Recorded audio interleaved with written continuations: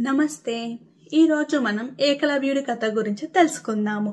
పాండవులకు కౌరవులకు ద్రోణాచార్యుడు శిక్షను ఇస్తున్న సమయంలో అక్కడికి ఒక గిరిజన బాలుడు అంటే ఏకలవ్యుడు వచ్చాడు. తనకి ధనుర్విద్యపై చాలా ఆసక్తి ఉండేది. కాకపోతే తను రాజుల వంశానికి చెందినవాడు కాదని తనని శిశువుగా అంగీకరించలేను అని ద్రోణాచార్యుడు అంటాడు. అప్పుడే ఏకలవ్యుడు బాధపడకుండా అడవికెళ్ళి అక్కడ ఒక మట్టితోని ద్రోణాచార్యుడి విగ్రహం ఏర్పాటు చేసుకుంటాడు. తననే గురువుగా భావించి స్వయంగా ధనుర్విద్య అంటే విలువిద్య నేర్చుకుంటాడు. కొద్ది రోజుల్లోనే ధనుర్విద్యపై ఒక ప్రతిభ తెచ్చుకుంటాడు. ఈ ప్రతిభను చూసి అర్జునుడు ఆశ్చర్యపోతాడు. వెంటనే గురువు దగ్గరకు వచ్చి, గురుదేవా, నన్ను మించిన శిష్యుడు ఎవరు లేరన్నారే, కాకపోతే ఏకలవ్యుడు నన్ను మించిపోయేలా ఉన్నాడు అని అంటాడు.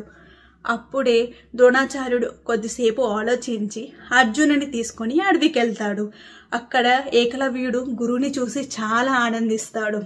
అప్పుడు ద్రోణాచార్యుడు ఇలా అంటాడు, నేనే కదా నీ గురువుని అంటే, అవును గురుదేవా అంటే, మరి గురుదక్షిణ ఏమిస్తావు అని అడిగితే, ఏదైనా అడగండి గురుదేవా అని తల వంచి నమస్కరిస్తాడు.